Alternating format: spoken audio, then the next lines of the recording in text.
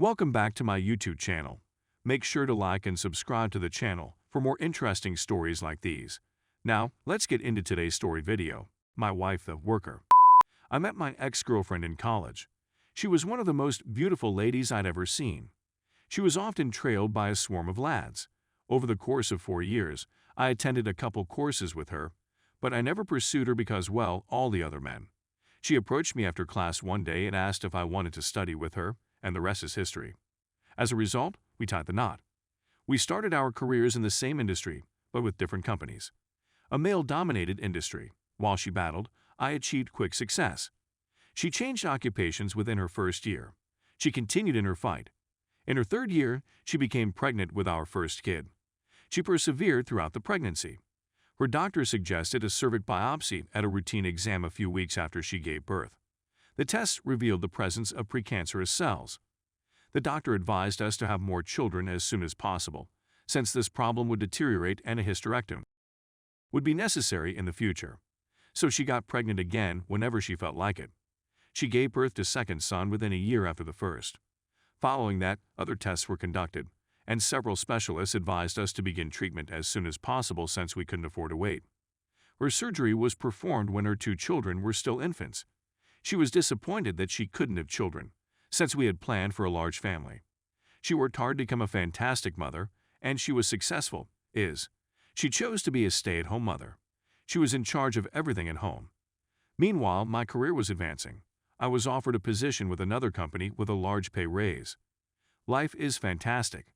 When the boys entered school, she volunteered and eventually became a regular. I should say that we went to school together.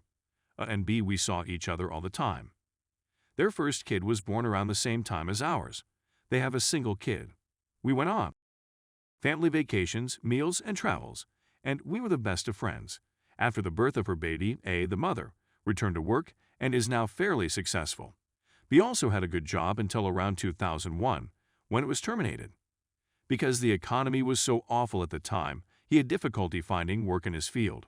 Because they did not want to move, it was arranged that he would work as a sod while looking for jobs in the area where we lived. The X and B participated in children's activities together. They hung together even though they were all in school. You may probably deduce that they had an affair by now. I realize this is a long story, but it is not yet finished.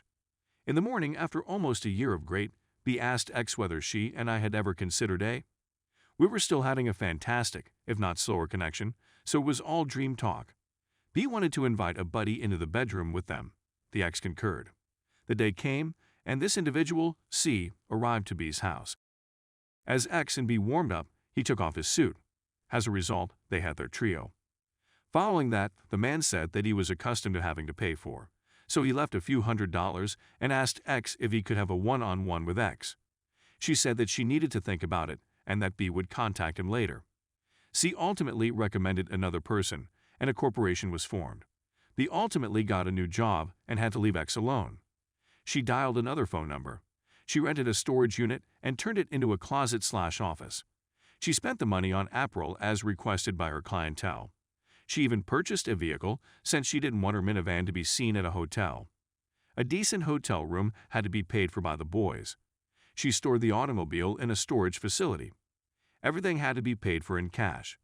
I don't recall her ever bringing money into our lives. However, throughout the summer, we would send the kids to different day camps.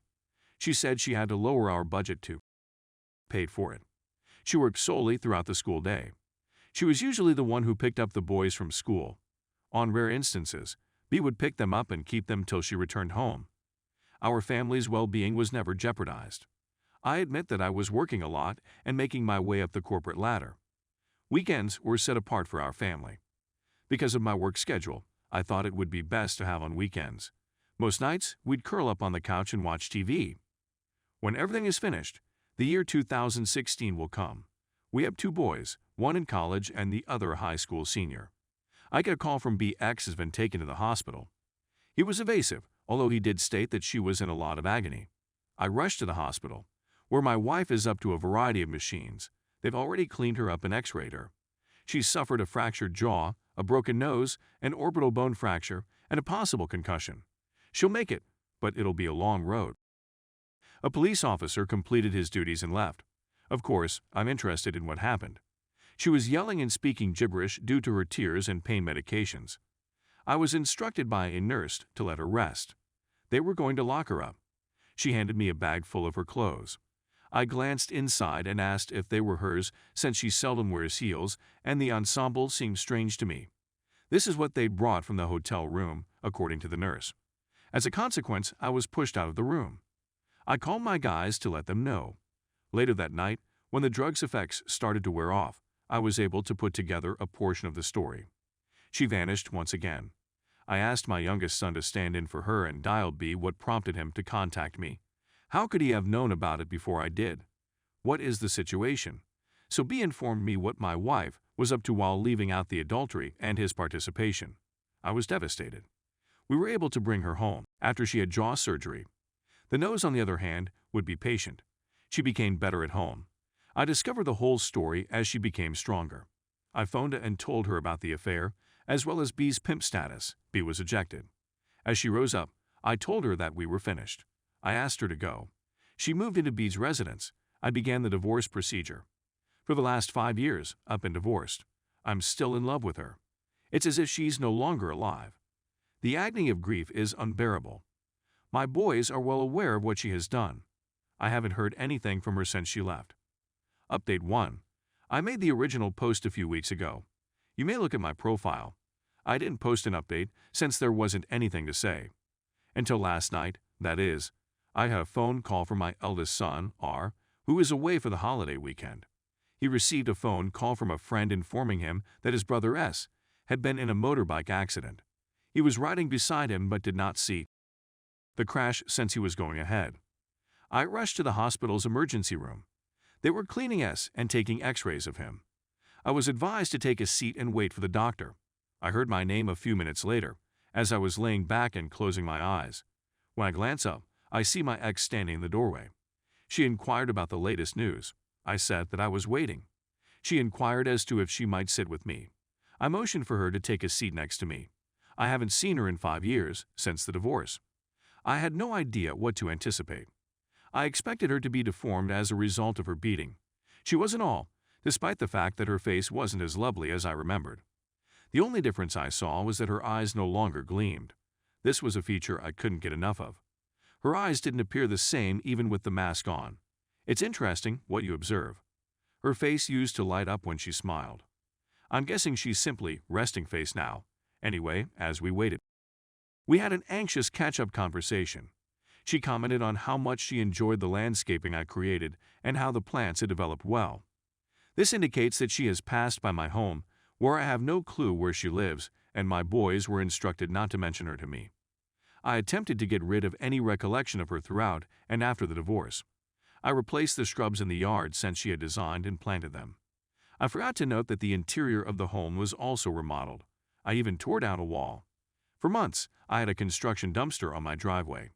She inquired as to how I was doing. I'm not sure why, but I was honest that I had brought myself to a halt by working too hard. I did, however, recently see a therapist and join a gym. I've also started riding my bike. She offered that she no longer.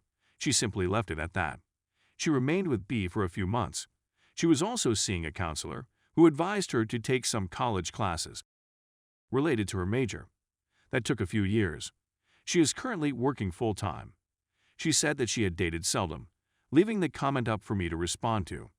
I believe the lads were keeping her up to speed on my whereabouts, so I didn't have much to say.